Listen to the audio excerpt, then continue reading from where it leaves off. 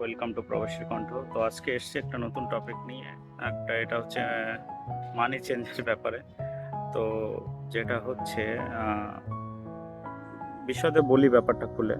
আমি এসছি মালদ্বীপে একটা অন্য কারণে আজকে সিটিতে। যেটা হচ্ছে আমরা এখন রিসর্ট থেকে যে স্যালারিটা পাই সেটা হচ্ছে রুপিয়াতে পাই।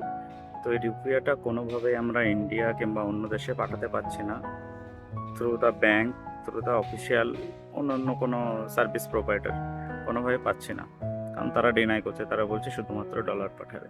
তো আমি এসেছিলাম আজকে একটা অন্য অল্টারনেটিভে, ওয়েস্টার্ন ইউনিয়নে। তো সেখানে কি হলো সেটা বলার আগে বলি কিসের জন্য আমাদের এই অসুবিধাটা। তো মালদ্বীপের এখন অফিসিয়াল রেট আছে প্রত্যেক ডলার পিছু 15 টাকা 42 পয়সা। তার মানে আপনার $1000 যদি স্যালারি হয় মালদ্বীপে, তাহলে কোম্পানি আপনাকে পে করছে 15,420 টাকা। ঠিক আছে? তো 15 টাকা 42 পয়সা অফিসিয়াল রেট। সেই হিসেবে আমরা 15,420 টাকা $1000 স্যালারি পাচ্ছি ধরে নিন। কিন্তু ওই টাকাটা 15,420 টাকা আপনার ব্যাংকের অ্যাকাউন্টে কোনোভাবে আপনি ইন্ডিয়া কিংবা অন্য দেশে পাঠাতে পারছেন না। ব্যাংক বলছে আমরা রুপিয়া পাঠাবো না অন্য দেশে, যদি ডলার দেন তাহলে ডলার পাঠাবো। ঠিক আছে, তো আমরা ব্যাংককে বলছি যে ঠিক আছে আপনি এটা ডলারে কনভার্ট করে তারপরে আপনি পাঠান।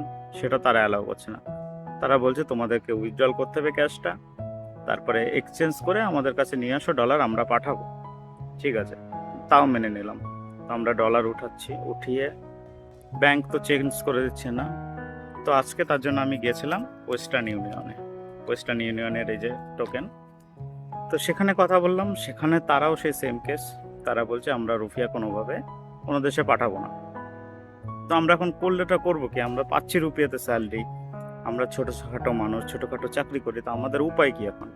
উপায় হচ্ছে একটাই, বাইরে আছে ব্ল্যাক মার্কেট, যেখানে ছোট ছোট দোকান, কাউন্টার, এক্সচেঞ্জ কাউন্টার আছে। অফিসিয়াল কি আনঅফিসিয়াল আমি বলতে পারবো না, কারণ গভর্নমেন্ট মাঝে মাঝে বলে ওগুলো লিগাল না, মাঝে মাঝে বলে লিগাল। লিগাল কিভাবে বলে আমি বুঝে পাই না। কারণ 15 টাকা 42 পয়সা যদি অফিসিয়াল রেট হয় একটা ডলারের, তো আপনি যখন ওই 15,042 টাকা 420 টাকা আপনি তুলে $1000 স্যালারি আপনি তুলে সেই টাকা এক্সচেঞ্জ কাউন্টারে ভাঙাতে যাচ্ছেন, আপনি কত ডলার পাবেন? আপনি পাবেন হচ্ছে অ্যাপ্রক্স $700 থেকে $750। তাহলে বাকিটা কোথায় গেল? এইখানে হচ্ছে লজিক। তারা কি করছে, মানে যখন আপনি ডলার কিনছেন বাইরে ব্ল্যাক মার্কেট, তারা রেট দিচ্ছে, আজকে রেট হচ্ছে 20 টাকা 10 পয়সা।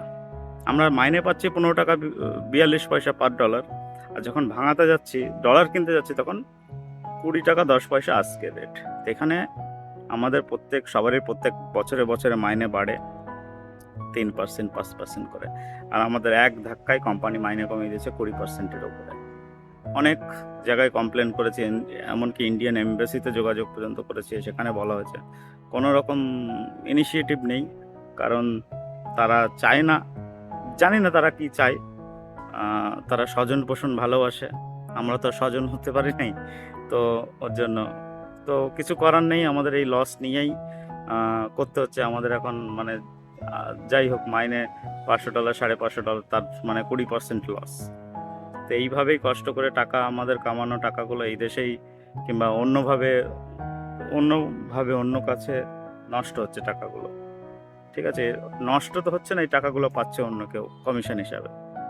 তো এটাই আমার রিকোয়েস্ট করার, আর কিছু নেই। কারণ সবাই জানে, গভর্নমেন্ট জানে, এমবাসি জানে, সবাই জানে, তাদের একটা ইনিশিয়েটিভ নেওয়া উচিত। কারণ আমরা প্রবাসী, দেশের বাইরে থেকে কাজ করি দুটো পয়সার জন্য, আর দুটো সংসারটাকে ভালোভাবে চালানোর জন্যই। তো এভাবে আমাদের উপরে চাপ দিয়ে করে কোনো লাভ নেই।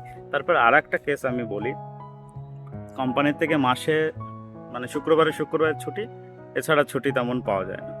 তো মালদ্বীপে এসে এই যে কাজটা, ডলারটাকে রুফিয়া করার, ফির রুফিয়াটাকে ডলার কিনে সেটা ব্যাংকে গিয়ে দাও, ব্যাংকের থেকে আবার এটা করার জন্য 2 দিন।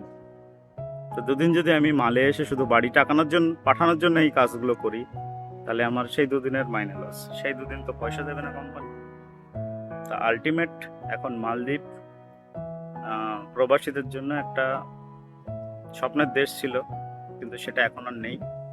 এইভাবে কষ্ট করে যে মানে চাপ দিয়ে আমাদের যেভাবে খুশি এভাবে চলতে হচ্ছে।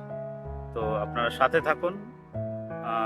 যদি ভবিষ্যতে কোনো রকম রাস্তা বেরোয়, কোনোভাবে আমরা সঠিক রেট পাই, কিভাবে পাঠালে সুবিধা হয়, কিভাবে পাঠানো যায়, এরকম যদি রাস্তা খুঁজে পাই তাহলে অবশ্যই আপনাদের জানাবো ভিডিওর মাধ্যমে।